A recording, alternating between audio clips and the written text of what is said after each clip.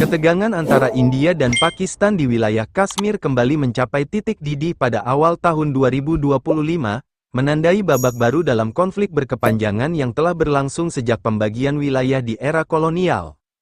Pemicu utama krisis kali ini adalah serangan teroris brutal di kota Pahalgam, Kashmir bagian India, yang menewaskan 26 warga sipil termasuk perempuan dan anak-anak. Investigasi intelijen India mengklaim serangan ini dilakukan oleh kelompok Lashkar-e-Taiba yang berbasis di Pakistan, dengan dukungan diam-diam dari Badan Intelijen Pakistan ISI. Insiden ini bukan hanya memicu kemarahan publik India, tetapi juga memaksa pemerintah Modi mengambil langkah-langkah keras sebagai bentuk balasan. Pemerintah India merespons dengan serangkaian tindakan diplomatik dan ekonomi yang belum pernah terjadi sebelumnya.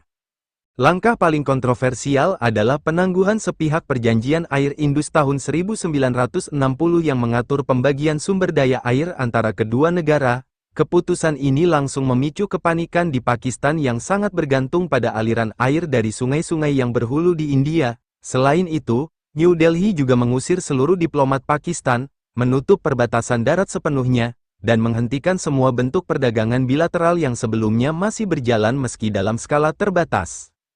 Di sisi lain, Pakistan membantah semua tuduhan keterlibatan dalam serangan Pahalgam dan justru menuduh India memanipulasi kejadian tersebut untuk kepentingan politik dalam negeri. Islamabad merespons dengan langkah-langkah balasan yang sama kerasnya, termasuk penutupan ruang udara Pakistan bagi semua penerbangan India dan penghentian total hubungan perdagangan. Yang lebih mengkhawatirkan, pejabat tinggi militer Pakistan secara terbuka mengancam akan mempertimbangkan semua opsi termasuk militer, jika India benar-benar memutus aliran air ke Pakistan. Situasi ini diperparah oleh kondisi politik dalam negeri kedua negara yang sedang memanas. Di India, pemerintah Modi menghadapi tekanan besar dari opini publik yang menginginkan tindakan tegas terhadap Pakistan, terutama menjelang pemilihan umum beberapa bulan ke depan. Sementara di Pakistan, pemerintahan sementara yang sedang berkuasa terlihat semakin bergantung pada dukungan militer dalam menghadapi krisis ini.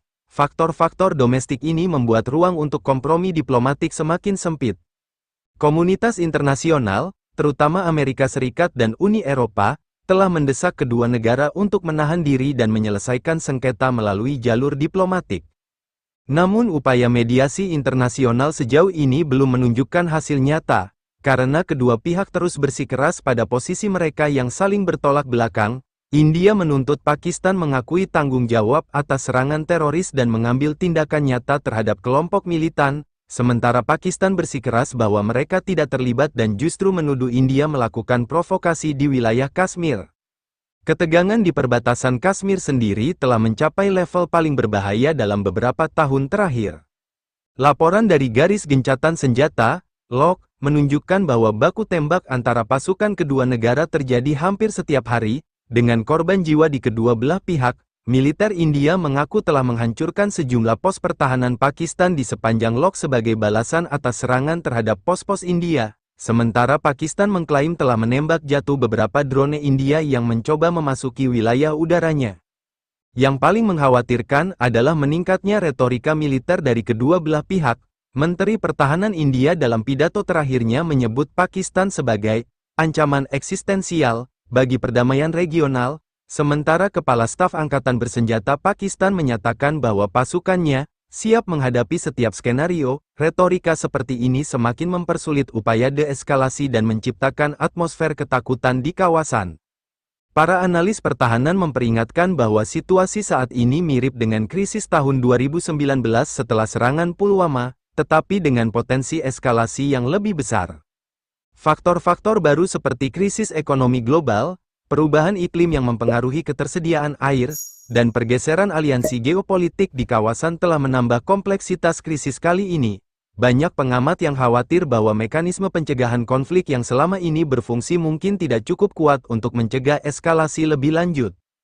Dalam konteks inilah, pertanyaan tentang keseimbangan kekuatan militer antara India dan Pakistan menjadi semakin relevan. Kedua negara tidak hanya bersaing dalam kemampuan konvensional, tetapi juga terus mengembangkan arsenal nuklir mereka. Ketegangan di Kashmir tahun 2025 ini menjadi ujian nyata apakah mekanisme deterensi yang selama ini dijaga oleh kedua negara masih efektif, Atau justru akan membawa kawasan menuju konflik terbuka yang bisa berdampak global? Perbedaan kekuatan militer antara India dan Pakistan terlihat paling mencolok dalam hal jumlah personel dan anggaran pertahanan, yang menjadi fondasi utama kemampuan pertahanan nasional kedua negara. India dengan populasi lebih dari 1,4 miliar jiwa memiliki basis rekrutmen militer yang jauh lebih besar, memungkinkannya mempertahankan angkatan bersenjata aktif sebanyak 1,46 juta personel. Angka ini belum termasuk 1,155 juta personel cadangan dan 2,5 juta lebih pasukan paramiliter yang tersebar di berbagai kesatuan seperti pasukan keamanan perbatasan dan pasukan polisi khusus Kashmir. Besarnya jumlah personel ini memberikan keunggulan strategis bagi India dalam hal kemampuan untuk mempertahankan posisi di berbagai front sekaligus dan melakukan rotasi pasukan secara lebih fleksibel selama konflik berkepanjangan. Sebaliknya, Pakistan dengan populasi sekitar 240 juta jiwa memiliki angkatan bersenjata aktif berjumlah 654.000 personel, didukung oleh 550.000 pasukan cadangan dan sekitar 500.000 personel paramiliter. Meski lebih kecil secara jumlah, militer Pakistan dikenal memiliki pengalaman tempur yang lebih luas dan intensif, terutama dari keterlibatannya dalam berbagai operasi kontra-terorisme di wilayah perbatasan Afghanistan. Pasukan khusus Pakistan seperti Komando SSG, Special Services Group, juga diakui secara internasional sebagai salah satu unit elit terbaik di kawasan, dengan kemampuan operasi khusus yang sangat mumpuni. Perbedaan yang lebih tajam terlihat dalam anggaran pertahanan kedua negara. India pada tahun 2025 mengalokasikan dana pertahanan sekitar 79 miliar dolar AS, setara dengan 4% dari total PDB negara tersebut. Angka ini mencerminkan komitmen besar India untuk modernisasi militernya yang sedang berlangsung, termasuk pembelian sistem senjata canggih dari berbagai negara seperti Rusia, Amerika Serikat, dan Prancis. Sebagian besar anggaran ini dialokasikan untuk pengadaan alutsista baru, penelitian dan pengembangan senjata domestik, serta peningkatan fasilitas logistik dan infrastruktur militer di sepanjang perbatasan dengan Pakistan dan China. Pakistan di sisi lain hanya mampu mengalokasikan dana pertahanan antara 7,6 hingga 12 miliar dolar AS, atau sekitar 3,6% dari PDB-nya. Kendala ekonomi yang parah, termasuk utang luar negeri yang membengkak dan inflasi tinggi, sangat membatasi kemampuan Pakistan untuk menyaingi pengeluaran militer India. Namun, Pakistan mengembangkan strategi efisiensi dengan fokus pada pengembangan kemampuan asimetris dan kemitraan strategis, terutama dengan China. Bantuan militer dari Beijing dalam bentuk transfer teknologi dan pembiayaan proyek-proyek strategis membantu Pakistan mempertahankan kemampuan deterensi meski dengan anggaran yang lebih terbatas. Komposisi anggaran kedua negara juga menunjukkan perbedaan prioritas. India mengalokasikan sebagian besar dananya untuk angkatan laut dan udara sebagai bagian dari ambisinya menjadi kekuatan global, termasuk program pengembangan kapal induk dan pesawat tempur generasi kelima. Sementara Pakistan lebih memfokuskan sumber dayanya pada angkatan darat dan sistem rudal, yang dianggap lebih relevan dengan kebutuhan pertahanan langsung terhadap India, terutama di medan pertempuran Kashmir yang didominasi daratan. Ketimpangan sumber daya ini berdampak langsung pada kemampuan kedua negara dalam mempertahankan kesiapan operasional pasukan. India mampu menjaga rasio peremajaan alutsista yang lebih baik, dengan pergantian peralatan usang secara lebih teratur, sedangkan Pakistan seringkali harus memperpanjang masa pakai sistem senjata yang ada dan mengandalkan upgrade terbatas untuk mempertahankan kemampuan tempurnya. Namun, perlu dicatat bahwa perbedaan kuantitas tidak selalu langsung diterjemahkan menjadi keunggulan kualitas, terutama dalam konflik terbatas seperti yang potensial terjadi di Kashmir. Faktor lain yang memperumit perhitungan kekuatan adalah dukungan internasional yang diterima kedua negara. India menikmati hubungan yang semakin erat dengan Barat, khususnya melalui keikutsertaannya dalam aliansi-aliansi seperti Quad, bersama AS, Jepang, dan Australia. Akses India terhadap teknologi militer Barat memberinya keunggulan dalam sistem senjata canggih. Pakistan di sisi lain, meski memiliki hubungan yang tegang dengan Washington, tetap menerima dukungan terbatas dari Amerika dalam operasi kontra-terorisme, sambil mempertahankan kemitraan strategis dengan China yang menyediakan akses terhadap sistem senjata yang secara khusus dirancang untuk menangkal keunggulan India. Dinamika internal kedua negara juga mempengaruhi postur militernya. Di India, tekanan politik untuk mempertahankan image kekuatan regional yang tangguh mendorong alokasi sumber daya yang besar untuk sektor pertahanan, meski harus mengorbankan kebutuhan pembangunan lain. Sedangkan di Pakistan, dominasi militer dalam politik dalam negeri memastikan bahwa anggaran pertahanan tetap menjadi prioritas utama meski dalam kondisi ekonomi yang sulit. Kedua negara tampaknya terjebak dalam perlombaan senjata yang semakin menguras sumber daya, dengan Kashmir sebagai titik sentral persaingan ini. Dalam analisis kekuatan militer konvensional India dan Pakistan, ketiga matra angkatan bersenjata, darat, udara, dan laut, menunjukkan asimetri yang menarik dengan keunggulan dan kelemahan masing-masing. Angkatan Darat India yang berjumlah sekitar 1,3 juta personel aktif merupakan salah satu yang terbesar di dunia, didukung oleh arsenal lapis baja yang mengesankan termasuk 4,200 sampai 4,600 tank utama, dengan T-90S Bhishma sebagai tulang punggungnya.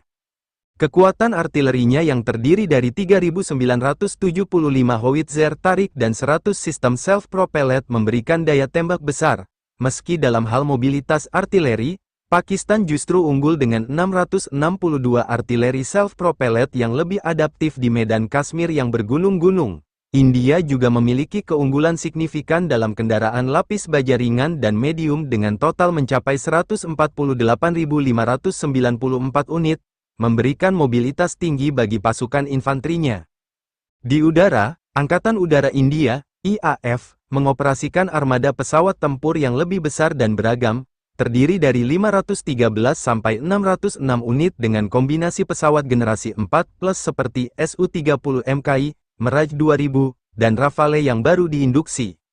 Sistem pertahanan udaranya yang diperkuat oleh baterai S-400 Triumph membentuk lapisan pertahanan berlapis yang sulit ditembus.